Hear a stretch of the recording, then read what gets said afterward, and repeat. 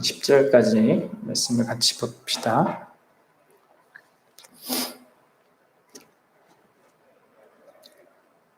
한 절씩 읽을까요? 니느웨 사람들이 하나님을 믿고 금식을 선포하고 높고 낮은 자를 막론하고 굵은 베옷을 입은지라.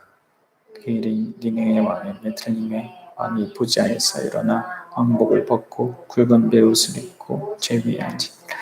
왕과 그의 대신들이 조서를 내려 니느웨에 선포하여 이르되 사람이나 짐승이나 소떼나 양떼나 아무것도 입에 대지 말지니 곧 먹지도 말 것이요 물도 마시지 말 것이며 사람이든지 짐승이든지 달 굵은 베옷을 입을 것이요 힘써 하나님께 부르짖을 것이며 각기 악한 길과 손으로 행한 강포에서 떠날 것이다.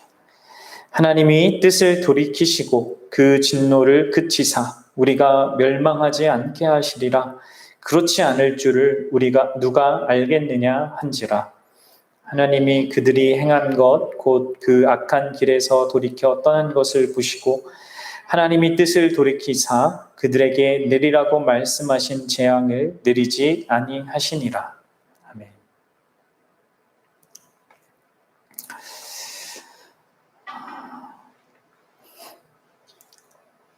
우리가 오늘 함께 읽은 이 본문을 우리가 쉽게 읽으면 이런 결론이 납니다. 우리도 니느웨 사람들과 그 왕처럼 겸손하게 하나님 앞에 회개해야 한다. 그러면 하나님께서 내리라고 말씀하신 그 재앙을 거두실 것이다. 우리가 회개만 하면 하나님께서 마음을 바꾸신다라고 그렇게 이해할 수 있습니다. 이러한 이해를 더 끝까지 밀고 나가면 이런 결론에 이르게도 됩니다. 회개해야만 구원을 받는다라는 식의 어떤 그 교리라고 할까요? 그런 명제가 남는 거죠. 그러나 이런 명제는 우리 믿음의 선배들이 말했듯이 죽은 교리, 의미 없는 명제입니다. 왜냐하면 그러한 생각은 하나님을 어떤 한 문장 안에 그 명제에 가두어 놓고 그 문장과 그 개념에 따라서 움직이는 존재처럼 여기게 만들기 때문입니다. 그리고 마치 우리가 해야 될 것은 자판기에 내가 원하는 것을 얻기 위해서 알맞은 그 동전을 찾아 넣는 것처럼 그러하신 하나님께 내가 해야 할 무언가를 잘 찾아서 그 공식에 맞추기만 하면 어떤 결과를 얻을 것이라는 그런 생각을 하게 되기 때문입니다. 여러분들, 회개하는 조건으로 우리가 구원을 받습니까? 어떤 사람들은 그렇게 얘기하고 믿는 사람들도 있지만 성경이 그렇게 말하고 있진 않습니다. 그렇게 된다면 결국 내가 한 것을 근거로 구원받는다는 그런 결론에 이르게 되기 때문입니다. 그러나 성경은 사람의 무엇이 구원을 가져다 주는 것으로 전혀 말하고 있지 않습니다. 그래서 우리는 성경을 바르게 이해하고 또 읽도록 해야 되고 또 무엇보다 그러기 위해서는 성령 하나님의 도우심을 구해야 합니다. 우리가 갖고 있는 세상의 관점과 그런 논리로 성경을 이해해서 안 되는 것이죠. 우리는 그렇다면 오늘 기록되어 있고 우리가 함께 읽었던 이 본문이 도대체 우리에게 무엇을 말하고자 하는 걸까? 그것을 함께 좀 생각해 보았으면 좋겠습니다. 왜 하나님께서는 요나에게 이 니느웨라는 이스라엘과는 전혀 관계도 없고 또 멀리 떨어져 있는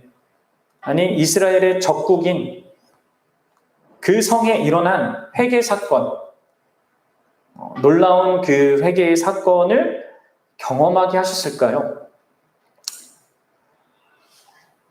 또 요나가 이것을 경험할 뿐만 아니라 고국인 그 이스라엘 백성에게 이 이야기를 들려주게 하신 걸까요? 또 더 나아가서 왜 이 사건을 오늘날 우리 하나님의 모든 백성들, 예수 그리스도를 믿는 모든 백성들도 또한 다시금 보고 들을 수 있도록 이렇게 기록하신 걸까요? 여러분, 이것을 우리는 한번 같이 생각을 해봐야 합니다. 왜 그랬을까요?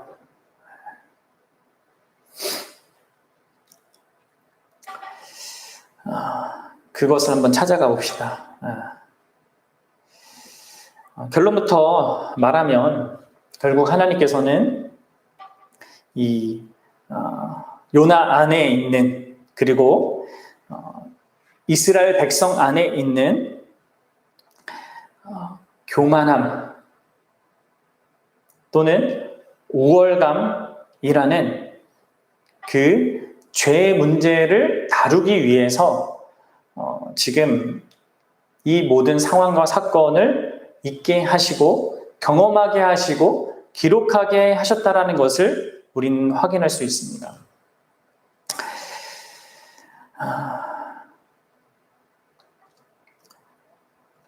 여러분들, 요나에게는 어쩌면 자기도 인식하지 못하는 그 우월감이 있었습니다.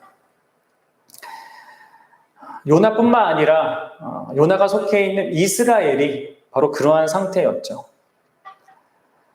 자신들은 하나님의 백성이고 또 하나님의 백성으로서 하나님께 받은 약속의 땅도 가지고 있고 또 그 안에서 어떻게 살아야 되는지에 대한 율법도 있으며 또 그 율법을 범할 때 그것을 어떻게 용서받고 또 회복할 수 있는지 그에 관련된 제사 제도도 있었습니다.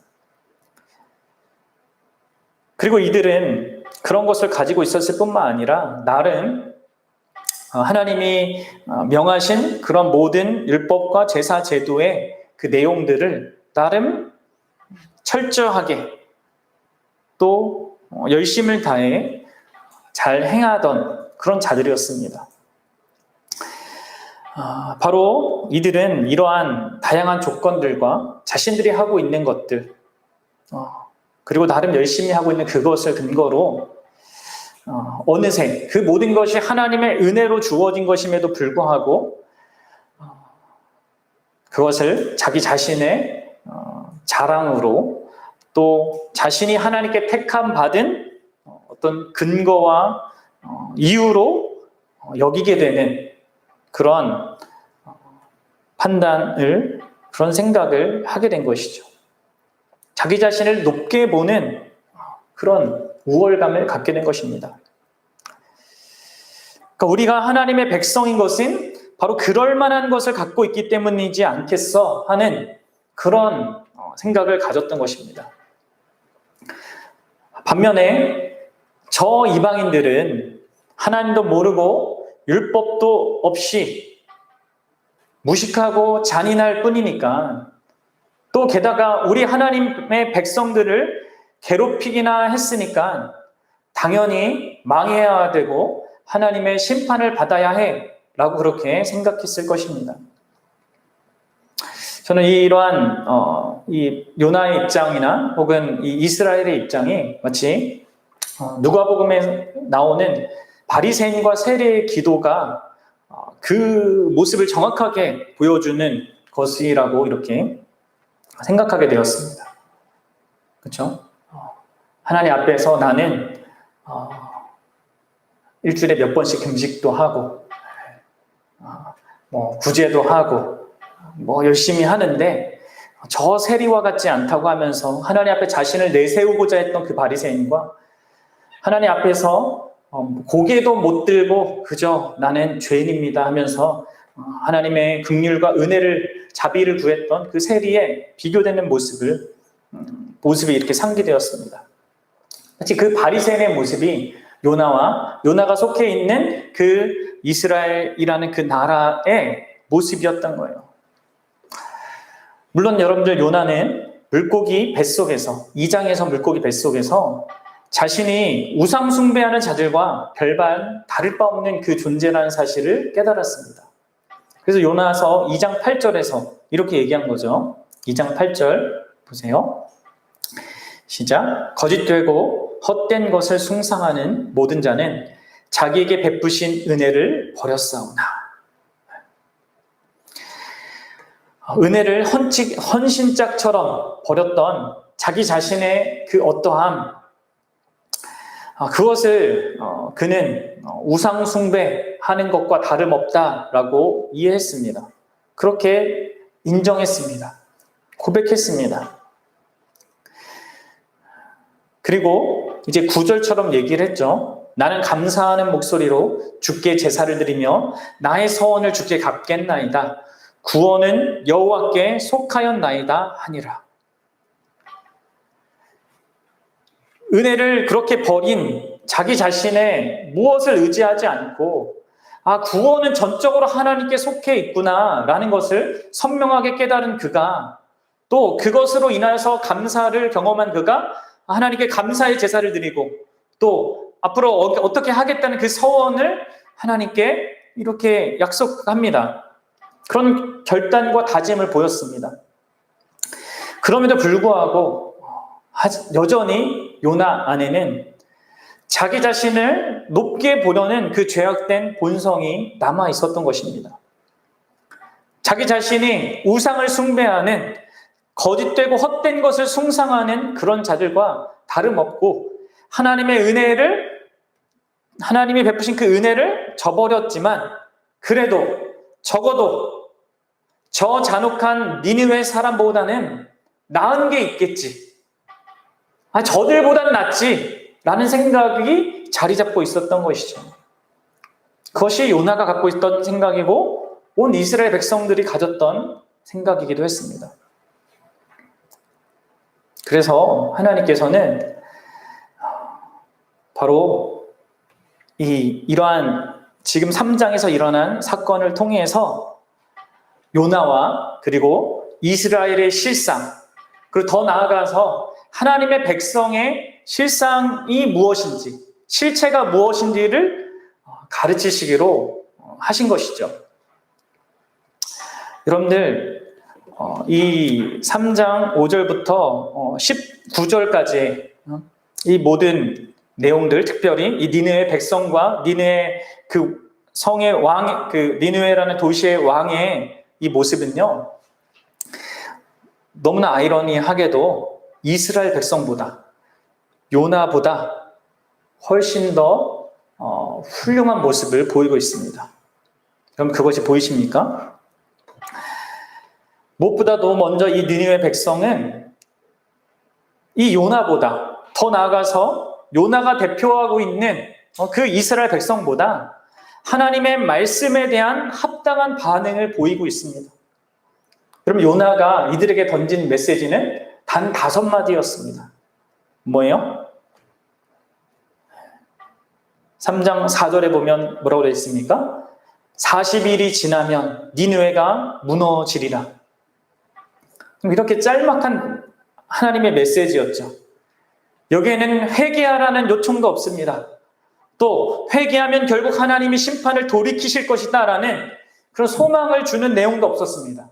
정말이지 지난 시간에 잠깐 언급했던 것처럼 하나님이 주신 말씀인지 아니면 하나님이 주신 말씀 중에 요나의 마음을 대변하는 그것만 쏙 빼서 요나가 전한 건지 모를 정도로 완전히 심판의 메시지입니다.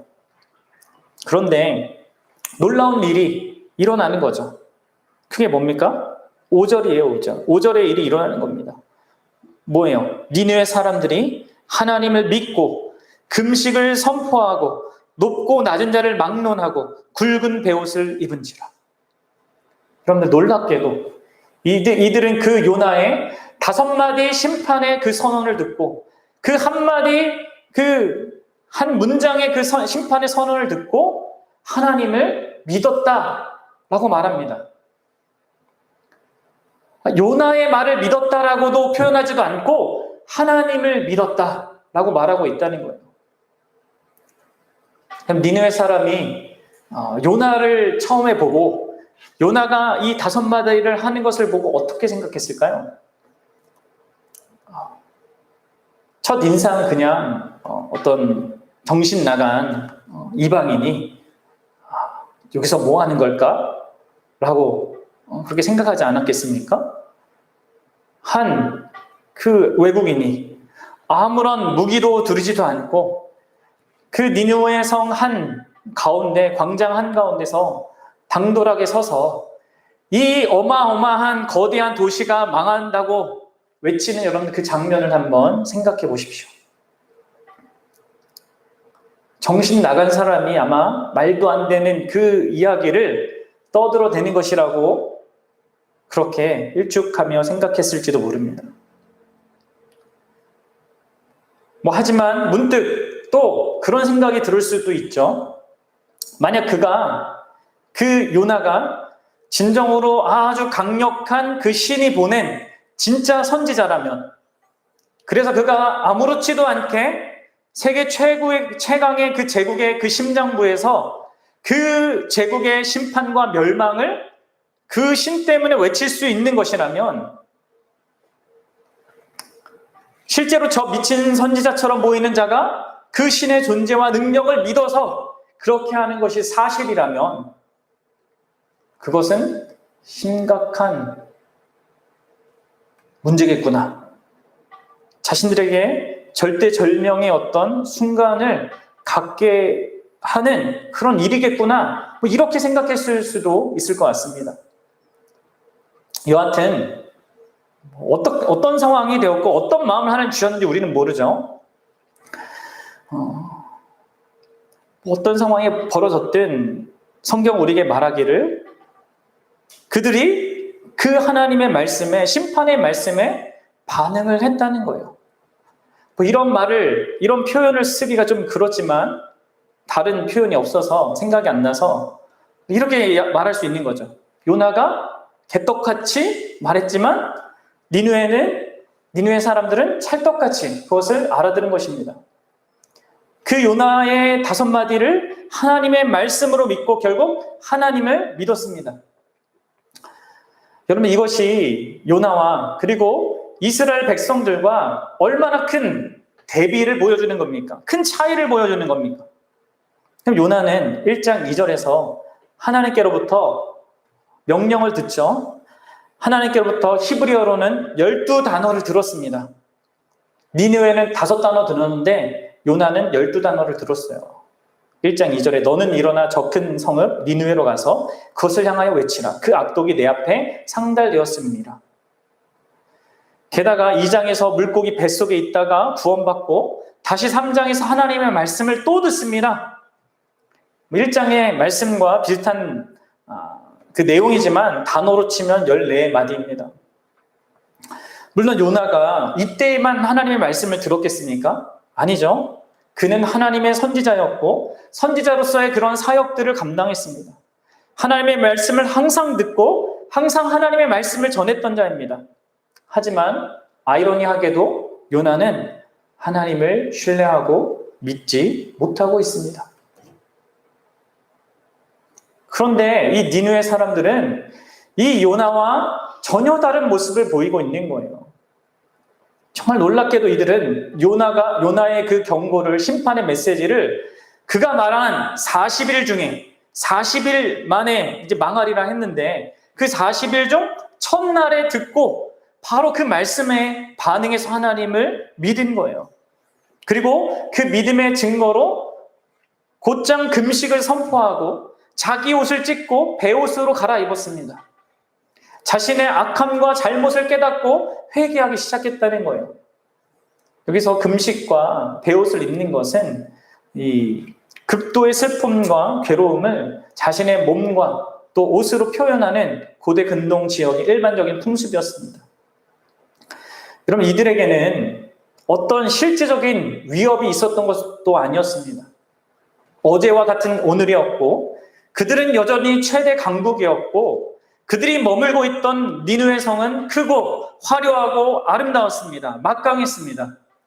그럼에도 불구하고 그들은 요나를 통해 전달된 이 하나님의 말씀, 그 말씀에 경고된 임박한 그 심판을 보다 더 강력한 현실로 믿었습니다.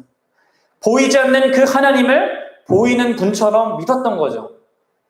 그래서 회개의 반응으로 금식과 베옷을 입은 거예요. 그것도 여기 나온 것처럼 높고 낮은 자를 막론하고 빈부 귀천을 막론하고 신문을 막론하고 모든 사람이 요나의 메시지에 반응했다는 것입니다. 여러분들, 이들의 반응은 요나의 반응뿐만 아니라 하나님의 나라라고 불리는 이스라엘 백성들과도 얼마나 다릅니까? 하나님은 이스라엘에 하나님의 백성들에게 수도 없는 그 선지자들을 계속해서 보냈습니다. 그리고 계속해서 악한 길에서 돌이키라고 회개하라고 말씀하셨습니다. 그럼에도 불구하고 이스라엘은 귀가 먹은 사람처럼 듣지도 않고 들으려고 하지도 않았습니다. 예레미야 18장 11절 12절에서 이렇게 말하고 있습니다. 그러므로 이제 너는 유다 사람들과 예루살렘 주민들에게 말하여 이르기를 여호와의 말씀에 보라, 내가 너희에게 재앙을 내리며 계책을 세워 너희를 치려 하노니 너희는 각기 악한 길에서 돌이키며 너희의 길과 행위를 아름답게 하라 하셨다 하라. 그러나 그들이 말하기를 이는 헛되니 우리는 우리의 계획대로 행하며 우리는 각기 악한 마음이 완악한 대로 행하리라 하느니라. 하나님이 회개하라고 하는데, 하나님이 망하게 할 거라고 이렇게 경고하시는데 하나님의 말이 헛되다라고 이렇게 쳐내고 있습니다. 그리고 자신의 악한 그 마음이 완악한 대로 행하겠다고 대놓고 하나님께 그렇게 반항하고 있는 거죠. 그러면 이게 하나님 백성의 상태였어요. 얼마나 여러분들 대조적입니까? 게다가 이제 6절부터 나오는 이 니느웨의 그 왕의 반응은 니느웨 백성들의 반응보다 더 겸손하면서도 더 적극적인 그런 반응을 보입니다. 이 왕은 과거 이스라엘이 종살이했던 그 이집트에 완악했던 그 바로 왕보다 비교할 수 없을 정도로 더 훌륭한 모습을 지금 보이고 있습니다. 첫 번째 선지자였던 그 모세보다도 비교할 수 없을 정도로 못난 모습을 보이고 있는 이 요나의 말을 듣고도, 요나의 메시지를 듣고도 놀라운 회개의 반응을 보이고 있기 때문인 거죠. 여러분들, 이 왕은 요나가 깊은 바다 속에서 그 깊은 죽음과 지옥의 그 고통 속에서 깨달은 그것을 이 5마디의 심판 말씀만을 듣고 바로 깨닫습니다. 그래서 보통 왕이라면 절대 행하지 않는 그런 일을 행하는 거죠. 우리 6절을 같이 읽어보도록 하겠습니다. 시작. 그 일이 니느웨 왕에게 들림에 왕이 보좌에서 일어나 왕복을 벗고 굵은 베옷을 입고 제 위에 앉으니라. 이 왕은 자신이 앉아있던 그 왕자에서 일어났습니다. 그리고 그 왕복을 벗어 던지고 굵은 베옷을 입습니다. 도시와 백성을 구하기 위해서 자신의 권위를 내려놓았습니다. 마치 그는 백성이 한 대로, 그대로 백성이 한 그것을 행합니다. 아니, 백성들이 스스로 자신을 낮춘 것보다 더 낮게 내려갑니다. 왜 그렇습니까?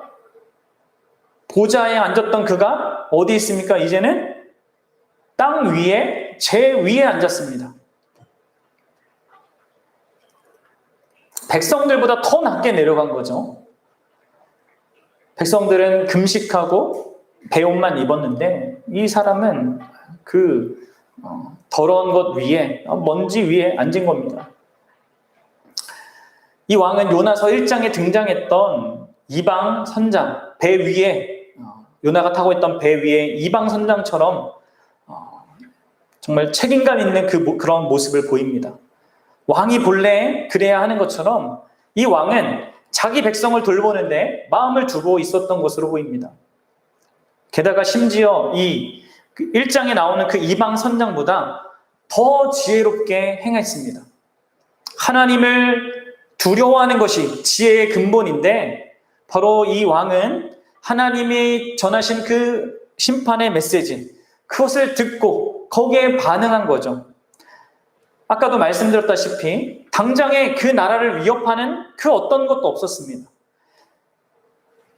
그 배 위에 그 선장과 선원들이 느꼈던 어떤 위협, 큰 폭풍도 없었고, 또 배가 가라앉으려고 하는 것처럼 그 나라가 흔들리는 지진이라도 일어난다든지 하는 그런 현상도 전혀 없었습니다. 그런데도 불구하고 5마디의 그 짧고 모호하고 갑자기 등장한 그 메시지를 듣고 자신의 도시와 나라가 큰 위험에 처했다고 깨달은 겁니다. 그리고 자신이 나라를 구하기 위해, 그 도시를 구하기 위해 무언가 해야겠다고 생각한 것이죠.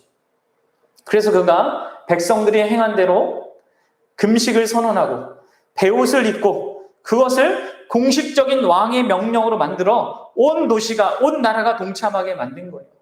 그것이 이제 7절과 8절의 내용이에요. 우리 7절과 8절을 다시 읽어봅시다. 시작. 왕과 그의 대신들이 조서를 내려 니느웨에 선포하여 이르되 사람이나 짐승이나 소떼나 양떼나 아무것도 입에 대지 말지니 곧 먹지도 말 것이요 물도 마시지 말 것이며 사람이든지 짐승이든지 다 굵은 배 옷을 입을 것이요 힘써 하나님께 부르짖을 것이며 각기 악한 길과 손으로 행한 강포에서 떠날 것이라. 놀랍지 않습니까?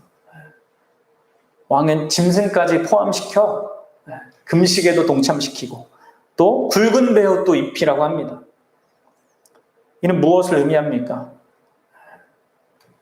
인간의 삶, 그것을 가능케 하는 그 모든 것을 다 내려놓고 단 하나도 의지하지 않고 전적으로 하나님의 긍휼과 그 은혜를 의지하겠다는 강력한 그 고백인 거예요. 이 왕은 니느웨가 전쟁에서 사용하고 또 승리의 감격을 맛보게 해주었던 그들의 그 강력한 힘을 이제는 하나님께 부르짖는데, 하나님의 은혜를 구하는데, 하나님의 긍휼을 구하는데 사용하라고 요구합니다. 그러면서도 동시에 각기 악한 길과 손으로 행한 강포에서 떠나라고 그런 요청까지 하고 있습니다. 이 왕은 자기도 모르게 하나님의 백성 이스라엘에게, 유다에게 회개를 요청하면서 하시는 그 말을 상기시키는 요구를 하고 있는 거예요. 우리가 아까 읽어봤잖아요. 예레미야 18장 11절에 그러므로 이제 너는 유다 사람들과 예루살렘 주민들에게 말하여 이르기를 여호와의 말씀에 보라, 내가 너희에게 재앙을 내리며 계책을 세워 너희를 치려 하노니 너희는 각기 악한 길에서 돌이키며 너희에게 길과 행위를 아름답게 하라 하셨다 하라.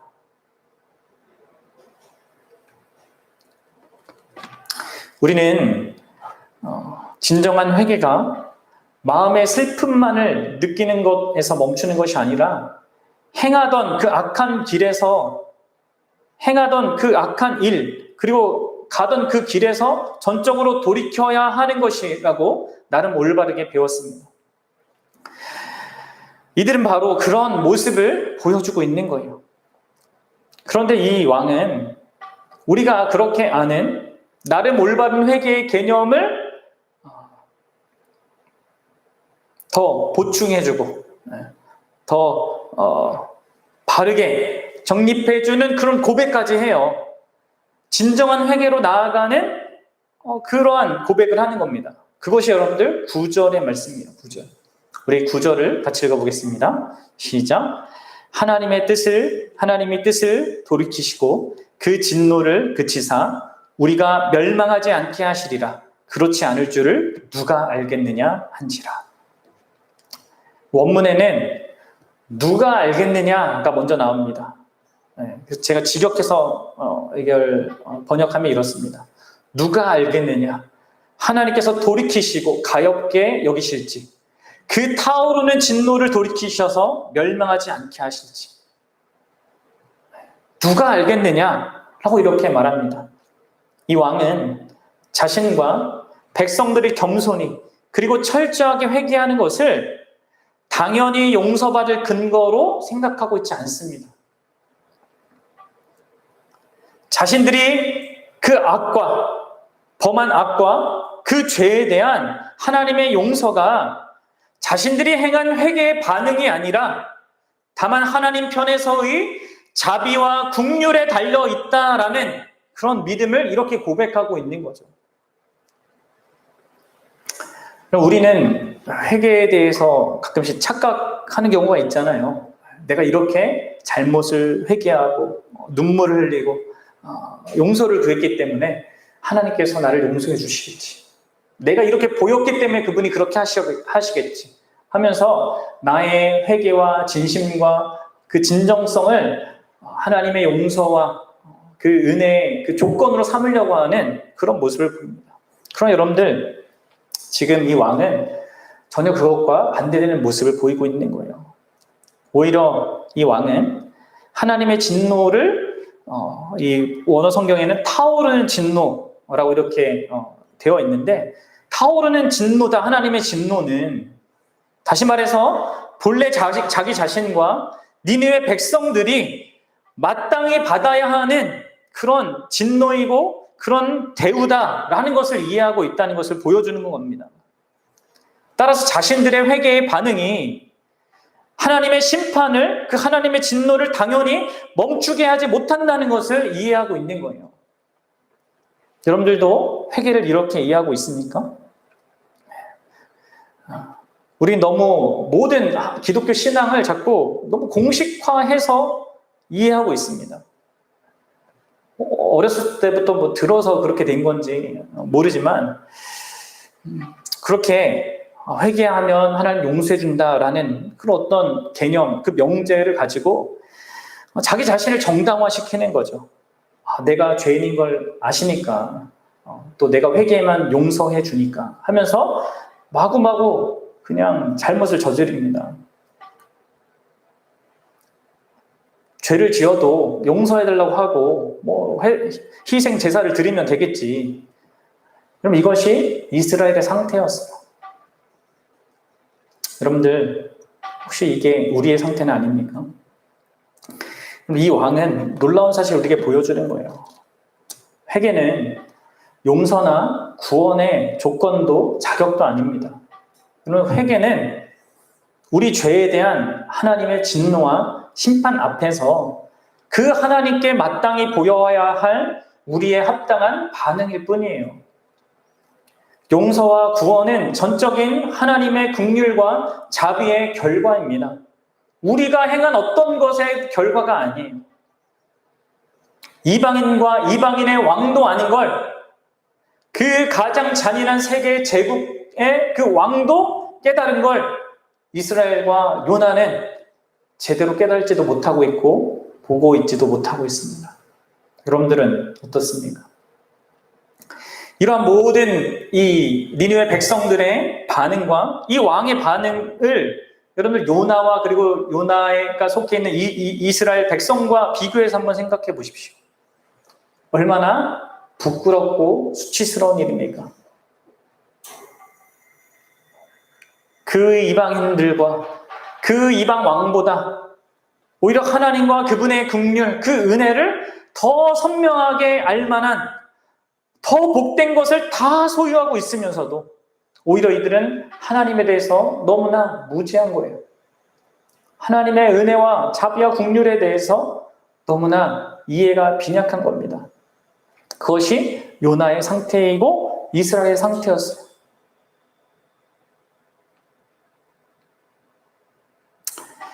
하나님은 요나를 통해 이 선포된 하나님의 말씀을 듣고 하나님을 믿어서 온 힘과 정성과 뜻을 다해 회개하는 이 왕과 이 이방 왕과 이 이방 백성들의 모습을 보면서 어떤 반응을 보이십니까? 그것이 이제 10절에 기록되어 있죠. 우리 10절을 읽겠습니다. 시작. 하나님이 그들이 행한 것, 곧 그 악한 길에서 돌이켜 떠난 것을 보시고 하나님이 뜻을 돌이키시사 그들에게 내리라고 말씀하신 재앙을 내리지 아니하십니다. 그럼 이것도 우리가 조건과 결과로, 원인과 결과로 그렇게 이해해서는 안 됩니다. 그들이 이렇게 했기 때문에 하나님이 뜻을 돌이켰다 라는 것으로 봐서 안 된다는 거예요. 그들이 행한 것, 그들이 회개하기 위해서 하나님 믿고 행한 그 모든 것들은 하나님의 뜻을 돌이키기에 너무나도 불충분한 것입니다. 그것을 아셔야 합니다. 회개는 마땅한 것이지만 하나님께 용서받고 또 하나님이 심판을 거두어 드릴 수 있을 만큼 충분한 것은 전혀 아닙니다. 그럼에도 불구하고 자비롭고 은혜롭고 노하기를 더디하신 하나님께서는 바로 자신의 자비와 그 긍휼로 그들에게 내리라고 말씀하신 그 재앙을 내리지 않으신 거예요. 좀 아시겠습니까? 성경을 바르게 봐야 해요. 여러분들, 니느웨 백성들과 이 왕의 믿음과 회개, 그것은 진정한 것이었을까요? 어떻게 생각하세요? 많은 학자들이 두 파로 나눠집니다. 한 부류의 학자들은 이들이 진짜 믿었고 하나님을 요나의 하나님을 진정으로 회개했다라고 얘기하고, 또 한 그룹에서는 이들의 믿음과 회개는 일시적인 것이었다라고 이렇게 주장합니다. 둘 다 나름의 이 지지할 만한 근거들이 다 있어요. 저는 개인적으로 이들의 반응이 좀 일시적인 것처럼 보이는 그런 입장에 서 있는데, 진짜 믿음의 반응을 보인 것이라고 이렇게 말하는 것도 틀렸다고 말할 수도 없을 것 같습니다. 그러나 이게 진짜냐 아니면 일시적이냐, 이것이 중요한 것이 아니라 더 중요한 게 있습니다. 그것은 무엇입니까? 그것은 본문이 분명히 우리에게 말하는 건데, 바로 하나님께서는 이 니느웨 백성들과 그 왕에게 행해 주신 이들이 행한 그것으로 말미암아, 그 보인 반응으로 말미암아 이들에게 베푼 은혜가 다만 심판의 유보였다는 거예요. 심판을 내리지 아니하겠다라고 하신 거라는 거죠.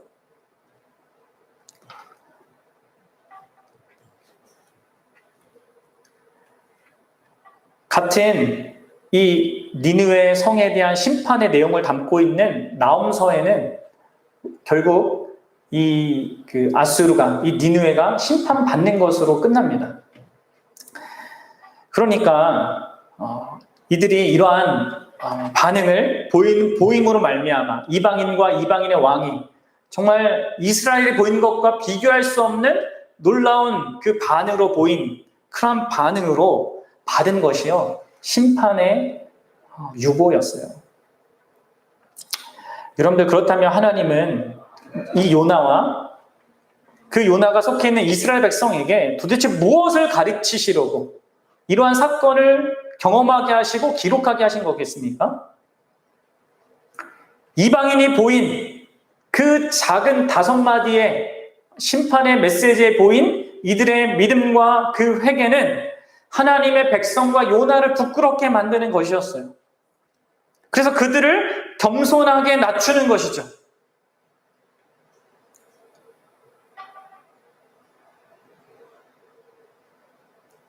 그리고 한편으로 이렇게 하나님이 말씀하는 거예요.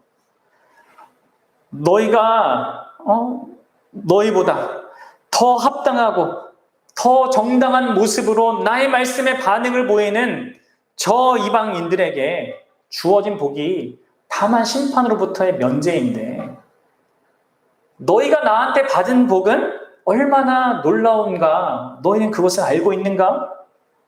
너희를 향한 나의 은혜는 얼마나 비교할 수 없을 정도로 큰가? 그것을 아는가? 지금 이것을 묻고 있는 겁니다. 너희는 객관적으로 봐서도 나의 말씀에 반응하는 그 객관적인 사실에 있어서도 이 이방인들보다 더 못나고 더 불가능한 그런 존재인데도 불구하고 어떻게 나의 영원한 사랑의 대상이 되었는지, 그것을 좀 한번 생각해 보라고 하시는 거겠죠. 하시는 거죠.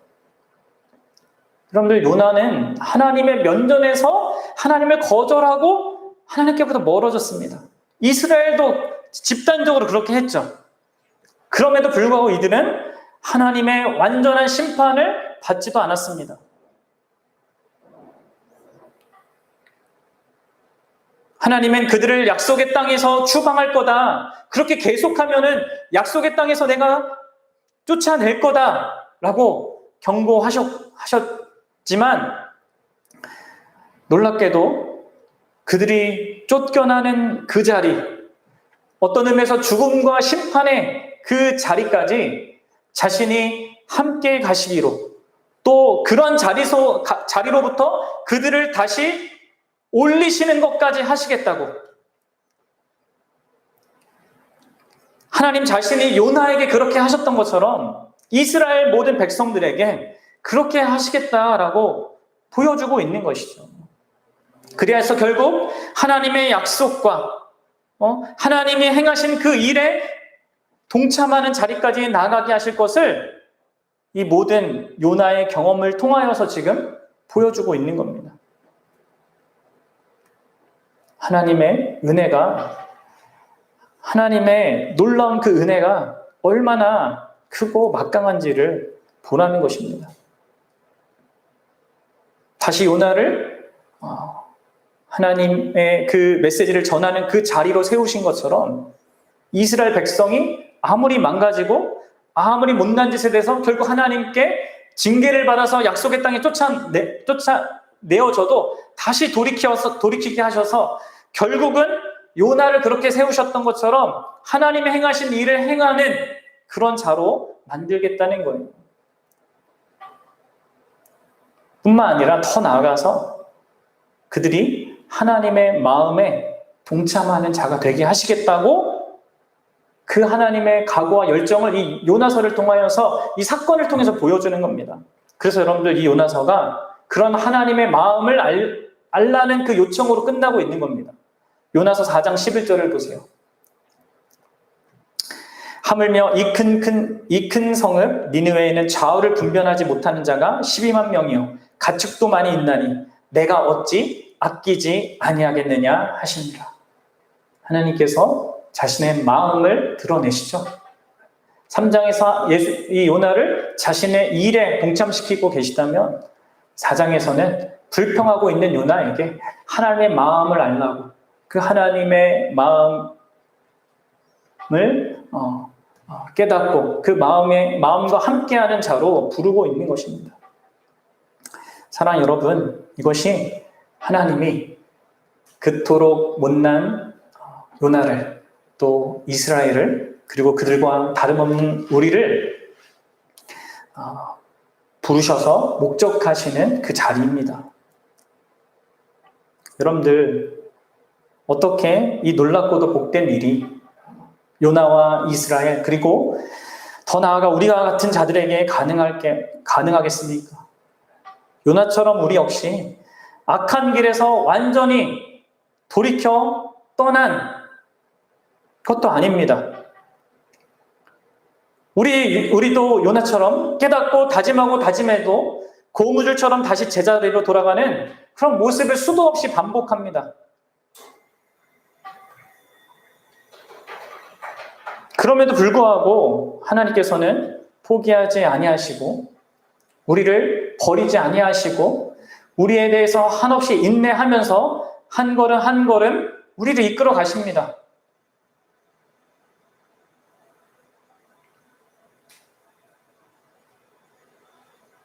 그리하여 자신이 행하시는 영광스러운 일에 동참시키시고, 거기에 몸만 동참시키시는 것이 아니라 하나님의 마음을 알아서 그 하나님의 마음에 동참하는 인생으로까지 삼으시는 거예요. 사랑하는 여러분, 이것이 바로 저와 여러분들에게 주어진 놀라운 은혜인 거예요.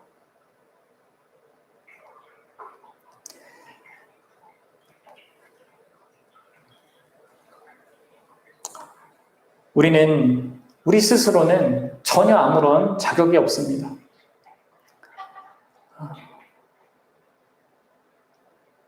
그것을 깨닫도록, 그것을 알도록 이런 모든 상황들을 주시고 또 이런 기록들을 허락하시는 겁니다. 또 우리 인생 가운데도 그런 일들을 경험케 하시는 거예요. 여러분들 우리가 살면서 많이 경험하지 않습니까? 여러분들 우리 믿지 않는 사람들이 우리보다 훨씬 나은 게 얼마나 많습니까? 네? 우리보다 똑똑하고 잘생겼고 멋지고 도덕적이고 윤리적이고 실력도 있고 능력도 많고 더 이렇게 의리도 있고 뭔가에 자기 약속의 신실이 잘 지키고 이런 것들이 우리보다 나은 게 더 많아요. 우리의 회개는 요나가 한 것처럼 부족하고 다시 이전에 행했던 그 배은망덕한 모습을 또다시 보이는 그것이 우리입니다. 그럼에도 불구하고 그런 우리가 여러분들 하나님의 사랑받는 대상이 되었습니다. 어떻게 그게 가능한 겁니까? 우리의 어떠함 때문입니까? 아니죠. 그분이 그리스도 안에서 우리를 보기 때문이에요. 그리스도께서 행하신 것 안에서 우리를 영접해 주시고 사랑해 주시고 인도해 주시기 때문입니다. 그리하여서 바로 이러한 하나님 자신이 우리의 진정한 복음인 거죠. 하나님이 복된 소식인 거죠. 하나님이 우리의 참 소망인 거죠. 사랑하는 여러분, 바라기는 저와 여러분들을 부르신 이 영광스러운 하나님을 그리스도 안에서 우리를 정말 사랑하시고 사랑하시되 그 어떤 것도 이 세상의 그 어떤 것도 끊을 수 없는 그 사랑으로 사랑하셔서 우리의 인생을 이끌고 하나님 자신의 마음에 동참하는 자로 우리를 부르신다는 사실을 여러분들이 정말로 깊이 한번 생각해 보십시오. 그것이 얼마나 놀라운 것인가. 그러면 그 기쁨과 그 감사가 여러분들 안에 충만하면 여러분들은 요나가 갔던 길과 반대의 길을 가겠죠. 기쁨으로 주님의 말씀을 순종하고자 할 겁니다. 자신의 가장 소중한 아들을 내어주신 그 하나님의 마음을 아는 자로 그분이 우리에게 명하시는 것을 기쁨으로 순종할 것입니다. 바라긴 저와 여러분들이 그럴 수 있기를